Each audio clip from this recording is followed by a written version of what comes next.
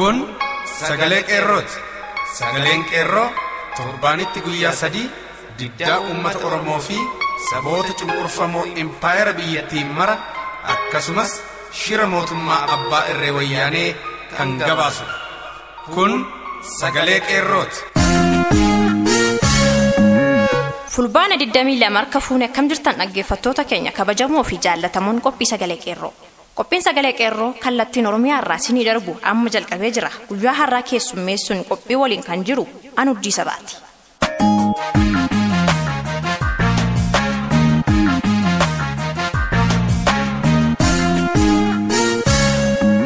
Dhaggeeffattoota keenya akkuma beekamu jalqaba irratti oduu sin dhageessisna. Ittaansuudhaan immoo qophii addaa seenaa Jeneraal Huseen Bunee kutaa arfaffaatu sinii dhiyaata. Akkasumas kan ittiin bohaartan wallee warraaqsaas ni qabna. Amma hangafoota oduu sin dhageessisa. Yuunivarsiitiilee Oromiyaa maraa keessatti walga'ii dirqamaa wayyaanee itti fufee. Godina Horroo Guduruu Wallaggaa warshaa sukkaaraa Fincaa keessatti fincilli dhohee. Wayyaaneen filannoo bara dhufuuf jecha uummata goomsaa jirti. Wayyaaneen artistoota Oromoo irratti tarkaanfii fudhachuuf yaalii gochuun ishee dhagahame. Kanneen jedhan hangafoota oduu keenya guyyaa har'aatii babal'ina oduuf gara jaal tokkicha murteessaatti isin dabarsaa. Yuunivarsiitiilee Oromiyaa mara keessatti walga'iin dirqama wayyaanee kan itti fufe yoo ta'u barattootni goototni Oromoos kun holola siyaasaati gonkuma hin fudhannu jechuun dura dhaabbachuun isaanii beekameera. Sababa leenjii jedhuun ilmaan Oromoo barattoota yuunivarsiitii wayyaaneen hoomaa waraanaan marsitee dararaa akka jirtu ifa galaadha. Godina Horroo Guduruu Wallaggaa warshaa sukkaaraa Fincaa keessatti gaaffiin dabalata miindaa dhohe. Qaala'insi jireenyaa jabaachaa ufuusaarraa kan ka'e kaffaltiin kaffalamuu fi isaan jiraachisuu akka hin dandeenye kan ibsan hojjettootni kun galii guddaa oomisha warshichaa galchuu to'annaa TPLF jalaa bahee kaffaltiin hojii isaaniin walgitu akka kaffalamuuf dunnaa guddaan gaafataniiru. Ammaa duras daddabalanii fincila diddaa garbummaa ciccimaa gaggeessaa kan turan yoo ta'u yeroo hundaa qobaa nyaachuu kan mi'eeffate TPLF hojjettoota kanaaf miindaa isaanii sirreessuu fi akka dide ni yaadatama. Kun kanaan otoo jiru gaaffiin dabalataa miindaa kun gara warshaa sukkaara Mataaraa fi Tandaahottis tarkaanfatee hojjettoonni warshichaa fincila diddaa garbummaa fi dabalata miindaa kanaa walitti hidhanii jabeessanii gaafachaa jiraachuun hubatameera. Akkaataa kanaan mootummaan wayyaanes dhiphina keessa jiraachuu keessa beektonni addeessaniiru. Wayyaaneen sodaa filannoo bara dhufuuf jecha tajaajila sarviisii bilisaa hojjettootaaf eegaleera. Wayyaaneen fal'aanaan kennitee akaafaan fudhachuu aadeffattee faayidaa xinnootiin uummata goyoomsuuf yaaluun ishee of abshaala goote hawaasa kana tuffachuu ishee agarsiisa jechaa jiru hayyoonni qeerroo bilisummaa Oromoo yeroo qeeqan. Akkasumas uummanni keenya yeroo hundaa faayidaa xiqqootti otoo hin sobamin jabaatee qabsoo isaa itti fufuu qaba. Wayyaaneen kan keenya nurraa fuutee akka nuuf rabsitu kan ishee muude hin jiru. Bishaan ol hin yaa'u Tigreen ilmaan Oromoof kennuu hin dandeessu. Abbaan qabeenyaa Oromoo mataasaati jechuun aammatan. Dhiibbaa mootummaan wayyaanee artistoota Oromoo irra geessisaa jiru irraa kan ka'e artistoonni Oromoo hedduun biyya irraa godaanaa jiru. Mootummaan wayyaanee otoo filmaan hin ga'in gamanumaan artistoota uummatan irratti kakaasuu danda'u jette shakkite irratti aggaammii diinummaa ishee fudhachaa jirti. Kanarraa kan ka'e artist Meetii Jamamaa fi artist Mihirat Waldamaariyaam yookaan haadha Shumbee jedhamuun kan beekamtu artistoonni keenya hawaasa biratti jaallatamoo fi akkam kabajamoo ta'an wayyaanee jalaa miliqanii biyya abbaa isaanii gadhiisanii biyya ambaatti baqachaa akka jiran mirkanaa'eera.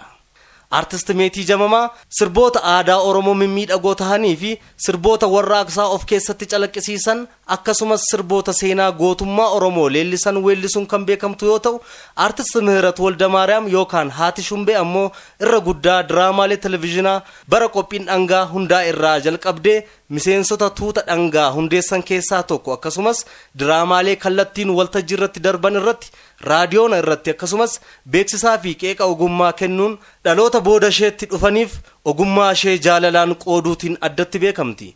Dhaggeeffattoota keenya artistoota kana akkuma arganneen gaaffiif deebii waliin goonee akka isiniif dhiyeessinu gamanumaan waadaa galla. Oduun keenya raawwateera. Qophiilee afaan waliin turtii gaarii.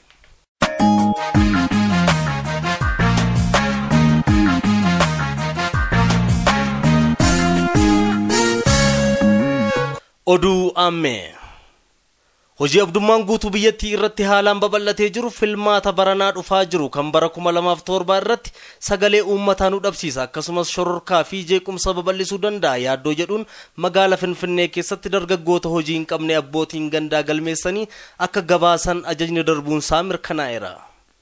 Haaluma kanaan milishoonni gandaa fi dursoonni gareef goxii manarra adeemanii dargaggoota maraaf ofiif kadhatanii waraqaa eenyummaa rabsaa akka jiran hubatameera. Wayyaaneen ammaa dura waraqaa eenyummaa lammii seera qabeessa ta'e tokkoof kennuuf hamma qarshii 3,000 matta'aa fudhachaa turan. Har'a filmaanni dhufnaan hojii abdootaaf abdii kijibaa kennite nagaaf qabbana buusuuf waraqaa eenyummaa jiraataa gandaa jedhu kennaa akka jirtu beekameera. Qeerroon bilisummaas dargaggoonni abdii kijibaa wayyaaneen kennaafii jirtu daabboo rarra'ee taa'u kan ijaan ilaalan ilkaaniin hin cuffanne malee hojii abdummaa dargaggootaaf kan furmaata fidu miti. Kanaafuu falli jiru jabaatanii mootummaa wayyaanee ofirraa darbachuu malee ishee wajjin araarri akka hin jirre akka hubatan dhaameera.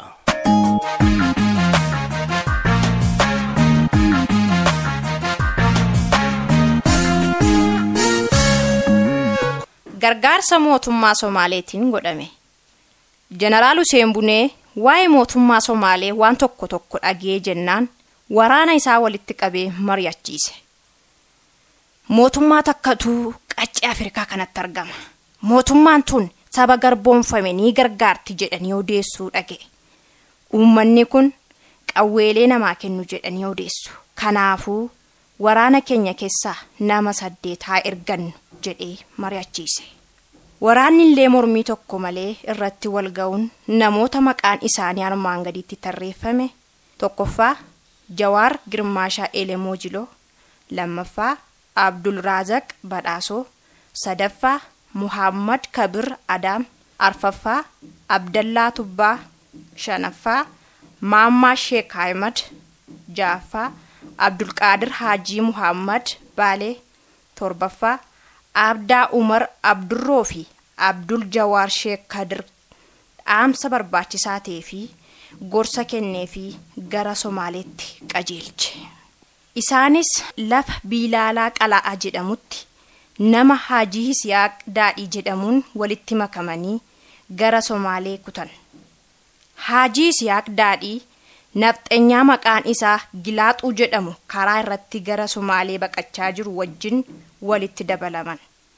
Hunduu keessa isaanii walitti gungumaa maaliif akka isaa wajjin deemu maaliif akka deemanis walitti himuudhaan kaayyoo tokkoon mootummaa Somaalee Adam Addee bira dhaqan. Namoonni kunneen pirezidaantii Somaalee kan ture Adam Addeetti akka itti aanu kana jechuun rakkoo isaanii itti matan.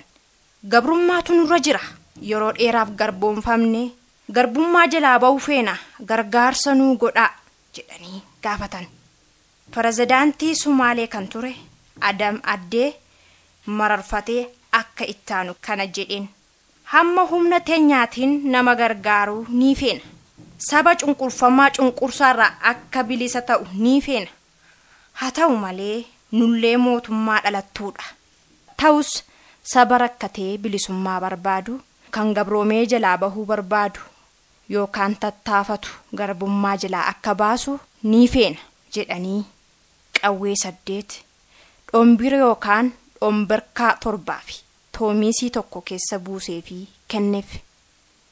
Qawween jabaan yeroo sana toomiisiidha. Qawween akkee yookaan kilaash jedhamtu hin turre. Toomiisii akka matarasaatti itti fayyadamu. Kanaafuu yeroo sanatti qawwee filatamaadha. Namoonni ergaman gammadanii mootummaa Somaalee galateeffatanii qawwee isaanii kenname fudhatanii nagayaan gara biyyaatti deebi'an. Jeneraal Hussein Bunee mootummaan Somaalee geggeessaa akka saba garboomee bilisummaa barbaadu gootu ni mirkaneeffate. Sana booda qawwee 9 bitatee fi qawwee takkaa kan nafxanyaa ajjeesanii irraa hiikkatan akkasumas qawwee 8 kan mootummaan Somaalee kenneefii wajjin qindeessee lola itti fufan. Egaa dhaggeeffattoota keenya seenaa waa'ee Jeneraal Hussein Bunee kutaa 5ffaa isa xumuraa torban dhufu isinii dhiyeessina. Ittaansinees seenaa gabaabaa goota Abiishee Garbaa isinii dhiyeessina. Horaa bulaa.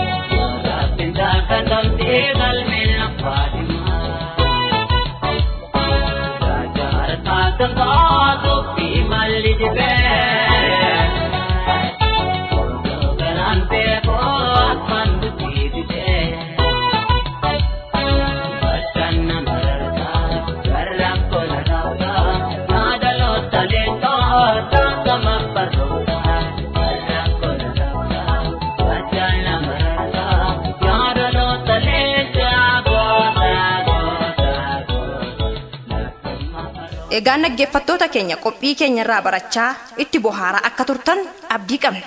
Qophiilee keenya kan guyyaa har'aa kanumaan goolamnee jirra. Qophii itti aanutti hanga walitti deebinutti nagaan tura. Injifannoo uummata Oromoof Gadaan Gadaa Bilisummaati.